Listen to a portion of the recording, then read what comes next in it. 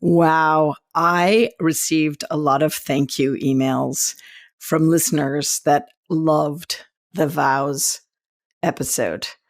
And so I was like, all right, I've got to follow it with this.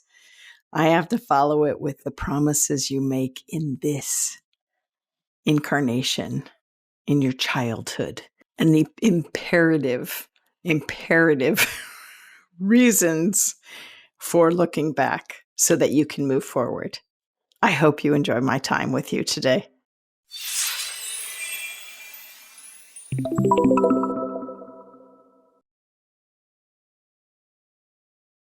Hello, and welcome to the Constance Messmer podcast. Thank you so much for tuning in.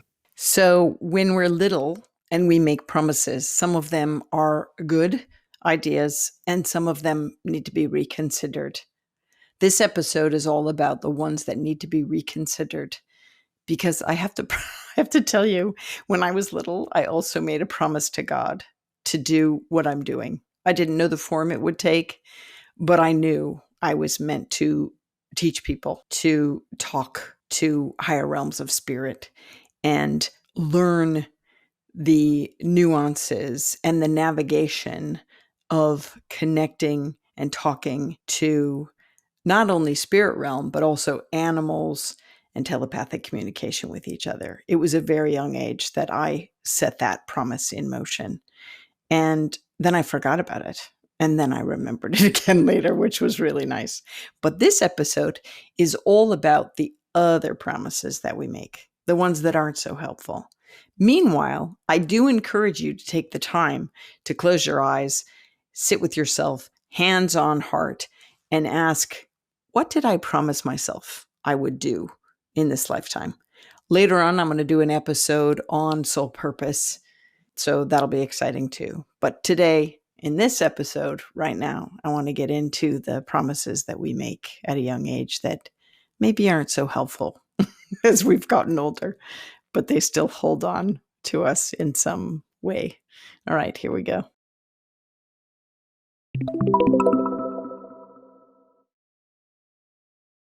When I was little, I realized that my parents were getting older. And so I made a promise at a very young age that I would never have children because I thought in my little mind, if I had children, my parents would stop getting older and they would not one day pass. The deal with that is I did it so wholeheartedly that I spoke it out in thought to the universe and put it out as a vow, if you will, into the cosmic collective that I am not going to have kids so that my parents won't grow old. What happened here is this became a promise, and it was a promise as a vow that I took in this very life. Now, as it turned out, I did not have children. I tried on a few occasions, even in vitro and the like, but it wasn't meant to be. I recanted that vow before my in vitro journey, but I also knew that there was a part of me that didn't really want to birth a child. The joke was to myself and others, I said, I'd love to have the experience of carrying a child, but I'd like them to pop out at 5. So, because I was like, I'm an Aquarian and detached Aquarian with babies. I'm like, I love them. They smell great. They're so yummy. But oh my gosh, 24/7, I'm not so sure. I know my limits. So it was really interesting later in life when my husband and I decided to adopt, which was perfect for me. Perfect. My youngest was 5. It was perfect. It was all meant to be. But it was interesting. I've often thought about that vow that I took as a young child as a promise to the cosmos, as a bargaining chip, if you will. If I do this, then that won't happen. Of course, my parents have aged and my father did pass along already. However, I think it's important to look through our lives at these little bargaining chips that maybe set some things in motion when we were of an age where we couldn't comprehend the bigger picture. but maybe a promise that we made to ourselves and for our life that might have a ripple effect, that might be preventing full expression in this lifetime or full experience in this lifetime. I invite you to consider if there were significant moments in your childhood where you made a promise to yourself, I'll never do that. Perhaps you saw a sibling doing something or family member doing something or a friend, or you witnessed something where you thought to yourself, I will never do that. There were also times, perhaps, where these words became mantras, if you will. I'll never have that. I'll never do that. Or I don't deserve that. These are areas when words become mantras or this repetitive subconscious material in our brain. This can derail our life in many ways. And so I invite you to look at some of the patterns of behavior that might be playing out in your lifetime that might stem from an experience in your childhood where it was your childlike mind. It was the only way you could reconcile with what was happening. I remember as the youngest of 4 watching some of my older siblings bring grief to my parents because of their behavior. And this is just life. Kids are kids. Sometimes some adults are still kids. But my point is I was very empathic and very sensitive, and I never wanted to hurt my parents. I'm sure I did. We, whatever. Nope, I'm not a perfect child. I was not a perfect child. Contrary to my wishes. Am I trying to be holy? But there were moments I remember very succinctly. I'm not going to do that. I'm not going to do that. But there were also moments when the banter around my home life or my extended family was a series of belief patterns that I adopted for a while. Now, this can also play out into kind of an ancestral inheritance, if you will, which I will do a segment, an episode specifically on ancestral inheritance.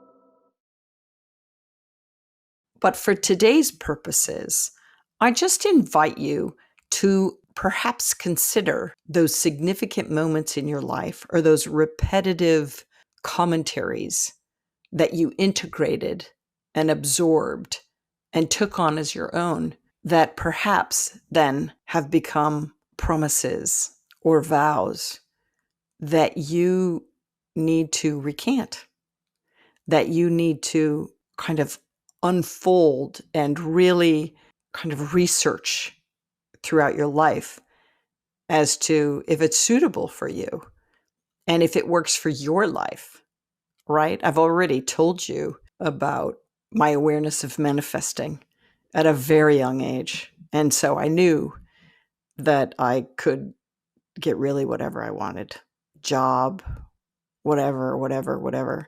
And I also knew I was always aligned with the highest good. If it was something that I wanted, I was not greedy about it. I was like, no, this would be really fun and I would like this. And things worked out for me. They just did. And when they didn't, I was like, what's going on? Where am I out of alignment? Or do I really, really, really want this? Are my mind and heart in alignment with truth here? Are they in alignment so that it can come forward in my life? But there have been times too when I've had to say, did I make a promise? Do I have like a vow, an ancient vow that's holding this back from another incarnation or an experience in my own childhood where I made a promise to myself or my family, whether they realized it or not? These were unspoken, right? These were my own mental kind of boundaries or parameters that I put on my life.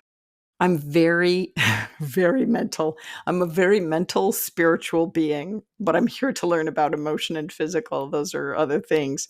But I was always sorting, like things in my head and figuring things out and really working with thought to have things happen and not happen in my experience. And so you might want to consider if you've come up against a wall in certain desires that you want, or where you might be repeating the same pattern. Perhaps it's not necessarily an ancestral inheritance, but it's a family dynamic that you watched, or a worldwide dynamic that you watched, a television show or an experience at school or in your day-to-day life, that you set in motion a series of events based on observation of something that you wanted to kind of control, maybe, or have a greater understanding for, or didn't want to have happen to you, you know? Hey, as you follow my teachings, I've created this journal to be your companion. Your 11 Soul Senses is a journal for self-discovery.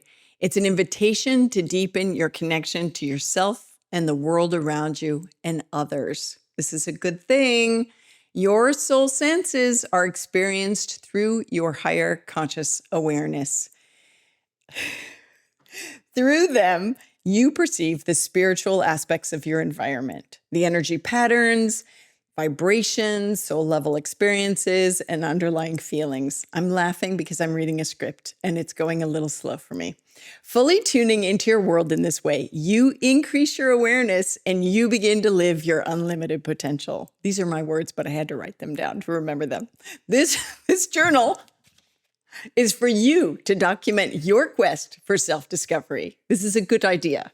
Definitions are in there to help you understand how you are perceiving through your soul senses. Don't forget, I'm all about contemporary language.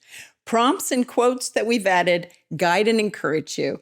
The empty pages are there for extraordinary exploration as you connect with your own higher states of awareness. I think I moved my eyeballs away from looking at the camera. But listen, to get yours, I invite you, I'm encouraging you to head to constancemessmer.com and check out my shop. Listen, I did it for you. All this I do for you. You know that. I believe in you. You got this. Thanks for tuning in.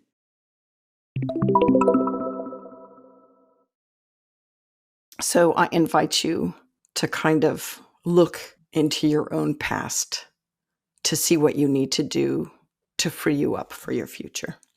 Remember, thoughts are things, and this subconscious or unconscious material that we function from, might really be playing on repeat in the background of your actions and your behaviors and your mindset and your experiences and your abundance or lack of abundance. It can be both positive and comfortable and uncomfortable.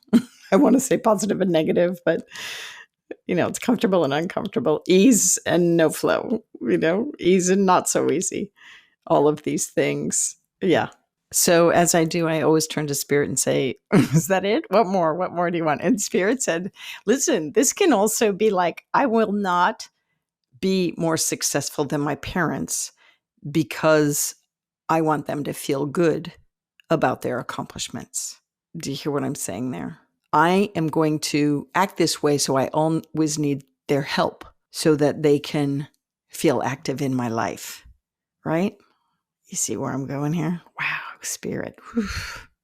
So take that for a spin in your journaling time. I remember meeting this person who was the spitting image of her mother on an emotional and psychological level, because that's how she could feel close to her mother, because her mother was quite otherwise estranged. And so she aligned herself with her mother so wholeheartedly in an effort to grasp the mother's love and the mother's care, and therefore also suffered in her own life because of it. The things that I've worked to unravel on my table or in my sessions can be really heart-rendering for me. So give that a look if it resonates. I've also come across people that resonate with the concept life is suffering and personal sacrifice for a greater good, especially when it comes to healers or people in the healing arts. And sometimes what that looks like, it could be even people in families that have no boundaries and they serve until they're served up. They'll take care of everybody. They're constantly giving. And I love that saying, givers need boundaries because takers don't have any, or something like that. And so sometimes in these situations where at a very young age, whether it's through upbringing or life experiences where we kind of take on that belief that we need to suffer to serve, I just invite you to look at that again, because I firmly believe that, I say this very gingerly, life can be anything you make it. And there's a lot of reasons why people get ill or people are overburdened or such as this. I'm not going to get into each and every one of them, but I am inviting you that if the source is a mindset, I implore you to look at that, right? It's beneficial. So in some of my sessions, life is suffering has been a mindset. And, how is that called upon in their life when they, either they witnessed that in their childhood or they took that on in their childhood, and how they hope to unravel it in their adulthood. And so it's just recognizing, this undercurrent of mindsets and how they might be playing out, and which promises you want to hold on to and which ones you want to kind of move away from.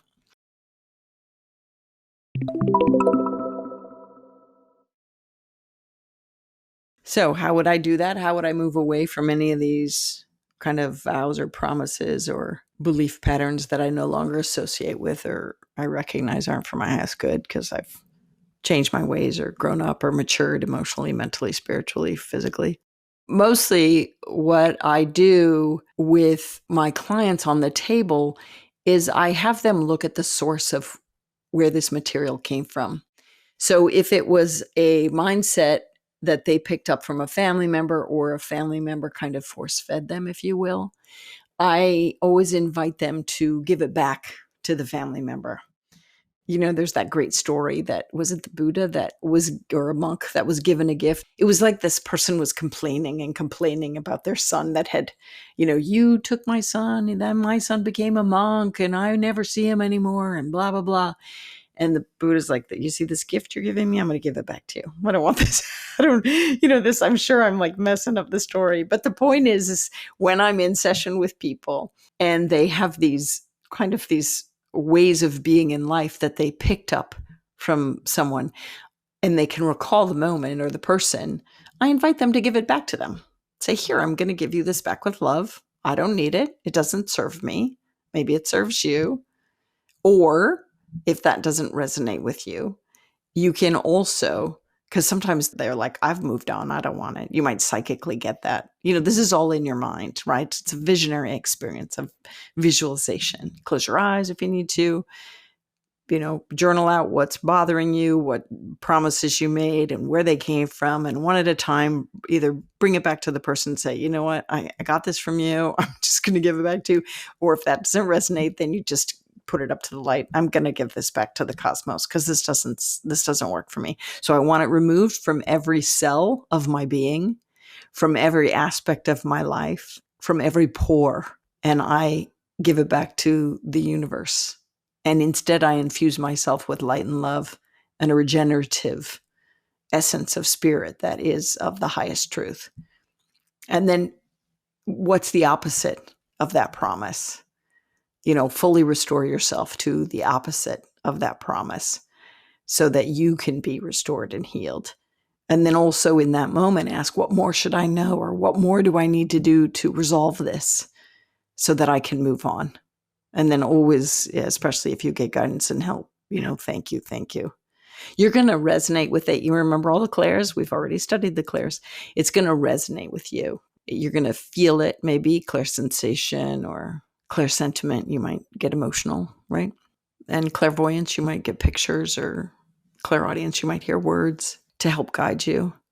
So your intention is to kind of do a reconnaissance mission, like where you go in and get yourself back. Like, I'm going to go in and, this might be scary territory, but I'm going to go in and get myself back and be myself. I'm going to pull myself out of here so that I can be better healed and more myself and capable and aware of my life and how I want to live it. And then beautifully notice through the rest of the week or the day how your life is changing.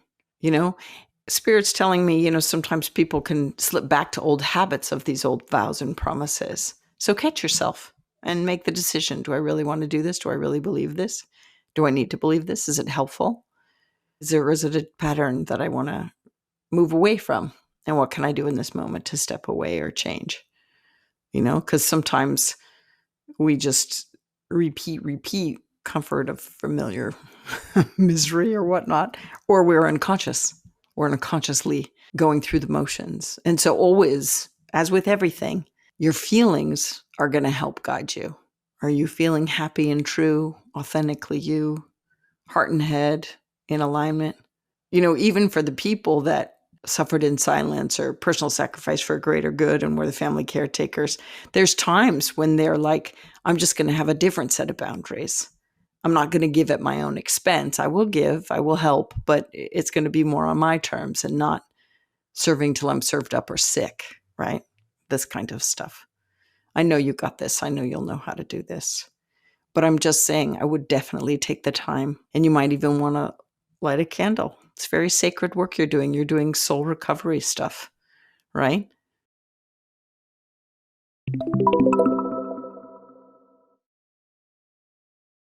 You're doing soul recovery stuff. And even though we're on the karmic chakra, you're kind of sorting through lifetimes in this lifetime, which I've seen happen before. And so I'm very proud of you. I'm getting goosebumps. I'm very proud of you for taking the self-care and the steps for self-nurturing and self-loving.